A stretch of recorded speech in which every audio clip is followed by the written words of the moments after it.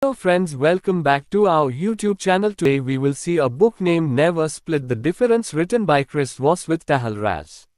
Let's get started. Negotiating as if your life depend on it. Chapter 1. The New Rules. I was intimidated. I'd spent more than 2 decades in the FBI, including 15 years negotiating hostage situations from New York to the Philippines and the Middle East, and I was on top of my game. At any given time, there are 10,000 FBI agents in the bureau but only one lead international kidnapping negotiator. That was me. But I'd never experienced a hostage situation so tense, so personal. "We've got your son, Voss. Give us $1 million or he dies." Pause. Blink. Mindfully urge the heart rate back to normal. Sure, I'd been in these types of situations before. Tons of them. Money for lives. But not like this. Not with my son on the line. Not $1 million. And not against people with fancy degrees and a lifetime of negotiating expertise.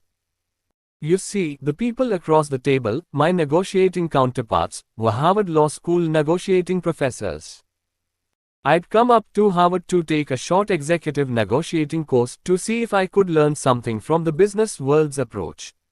It was supposed to be quiet and calm, a little professional development for an FBI guy trying to widen his horizons. But when Robert Nukan, the director of the Harvard Negotiation Research Project, learned I was on campus, he invited me to his office for a coffee. "Just to chat," he said. I was honored. And scared. Nukan is an impressive guy whom I'd followed for years. Not only is he a Harvard Law professor, he's also one of the big shots of the conflict resolution field and the author of Bargaining with the Devil, When to Negotiate, When to Fight. To be honest, it felt unfair that Nukan wanted me, a former Kansas City beat cop, to debate negotiation with him. But then it got worse. Just after Nukan and I sat down, the door opened and another Harvard professor walked in. It was Gabriela Blum, a specialist in international negotiations, armed conflict, and counterterrorism, who'd spent 8 years as a negotiator for the Israeli National Security Council and the Israel Defense Forces. The tough as nails IDF. On cue, Nukan's secretary arrived and put a tape recorder on the table. Nukan and Blum smiled at me. I'd been tricked. "We've got your son, Voss. Give us $1 million or he dies," Nukan said, smiling. "I'm the kidnapper. What are you going to do?" I experienced a flash of panic, but that was to be expected. It never changes. Even after 2 decades negotiating for human lives, you still feel fear. Even in a role-playing situation. I calmed myself down. Sure, I was a street cop turned FBI agent playing against real heavyweights. And I wasn't a genius. But I was in this room for a reason. Years I had picked up skills, tactics, and a whole approach to human interaction that had not just helped me save lives but, as I recognize now looking back, had also begun to transform my own life. My years of negotiating had infused everything from how I dealt with customer service reps to my parenting style. "Smon, get me the money or I cut your son's throat right now," Nukan said. Testy. I gave him a long, slow stare. Then I smiled. "How am I supposed to do that?"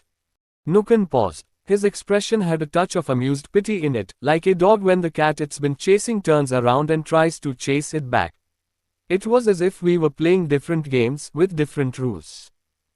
Nukan regained his composure and eyed me with arched brows as if to remind me that we were still playing. "So you were okay with me killing your son, Mr. Voss?" "I'm sorry, Robert, how do I know he's even alive?" I said, using an apology and his first name, seeding more warmth into the interaction in order to complicate his gambit to bulldoze me. "I really am sorry, but how can I get you any money right now, much less $1 million, if I don't even know he's alive?" It was quite a sight to see such a brilliant man flustered by what must have seemed unsophisticated foolishness. On the contrary, though, my move was anything but foolish. I was employing what had become one of the FBI's most potent negotiating tools, the open-ended question. Today, after some years evolving these tactics for the private sector in my consultancy, the Black Swan Group, we call this tactic calibrated questions, queries that the other side can respond to but that have no fixed answers. It buys your time. It gives your counterpart the illusion of control. They are the one with the answers and power after all, and it does all that without giving them any idea of how constrained they are by it. Nukan, predictably, started fumbling because the frame of the conversation had shifted from how I'd respond to the threat of my son's murder to how the professor would deal with the logistical issues involved in getting the money. How he would solve my problems. To every threat and demand he made, I continued to ask how I was supposed to pay him and how was I supposed to know that my son was alive. After we'd been doing that for 3 minutes, Gabriella Blum interjected. "Don't let him do that to you," she said to Nukan. "Well, you try," he said, throwing up his hands. Blum dove in. She was tougher from her years in the Middle East.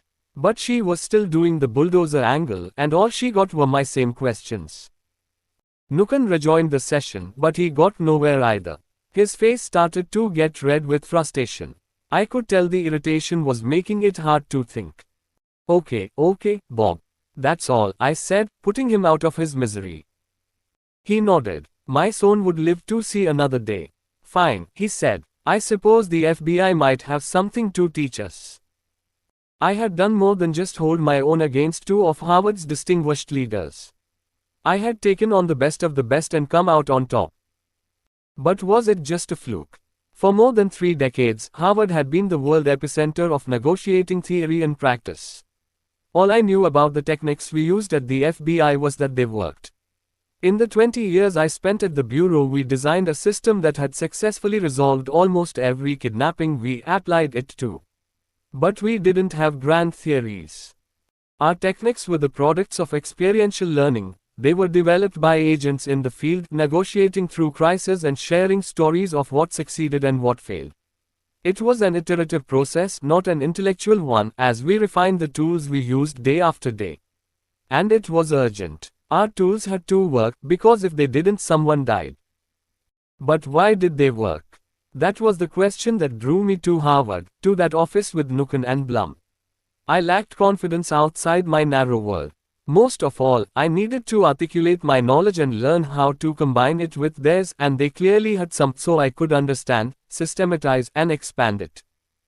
Yes, our techniques clearly worked with mercenaries, drug dealers, terrorists, and brutal killers. But, I wondered, what about with normal humans? As I'd soon discover in the storied halls of Harvard, our techniques made great sense intellectually, and they worked everywhere. It turned out that our approach to negotiation held the keys to unlock profitable human interactions in every domain and every interaction and every relationship in life. This book is how it works. The smartest dumb guy in the room. To answer my questions, a year later, in 2006, I talked my way into Harvard Law School's winter negotiation course. The best and brightest compete to get into this class, and it was filled with brilliant Harvard students getting law and business degrees and hotshot students from other top Boston universities like the Massachusetts Institute of Technology and Tufts. The Olympic trials for negotiating. And I was the only outsider. The first day of the course, all 144 of us piled into a lecture hall for an introduction, and then we split into 4 groups, each led by our negotiation instructor. After we'd had a chat with our instructor, mine was named Sheila Heen, and she's a good buddy to this day, we were partnered off in pairs and sent into mock negotiations. Simple, one of us was selling a product, the other was the buyer, and each had clear limits on the price they could take. My counterpart was a languid redhead named Andy, a pseudonym, one of those guys who wear their intellectual superiority like they wear their khakis, with relaxed confidence. He and I went into an empty classroom overlooking one of those English-style squares on Harvard's campus, and we each used the tools we had. Andy would throw out an offer and give a rationally airtight explanation for why it was a good one, an inescapable logic trap, and I'd answer with some variation of, "How am I supposed to do that?" We did this a bunch of times until we got to a final figure. When we left, I was happy. I thought I'd done pretty well for a dumb guy. After we all regrouped in the classroom, Sheila went around the students and asked what price each group had agreed on, and then wrote the result on the board. Finally, it was my turn. "Chris, how did you do with Andy?" she asked. "How much did you get?" I'll never forget Sheila's expression when I told her what Andy had agreed to pay. Her whole face first went red, as if she couldn't breathe, and then out popped a little strangled gasp like a baby bird's hungry cry. Finally, she started to laugh. Andy squirmed. "You got literally every dime he had," she said, and in his brief he was supposed to hold a quarter of it back in reserve for future work.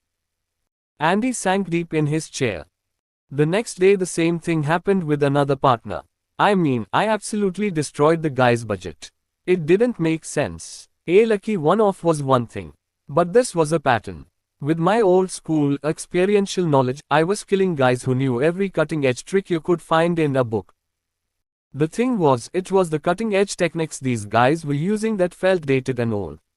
I felt like I was Roger Federer and I had used a time machine to go back to the 1922 play in a tennis tournament of distinguished gentlemen who wore white pantsuits and used wood rackets and had part-time training regimens. There I was with my titanium alloy racket and dedicated personal trainer and computer-strategized serve and volley plays. The guys I was playing were just as smart, actually, more so, and we were basically playing the same game with the same rules. But I had skills they didn't.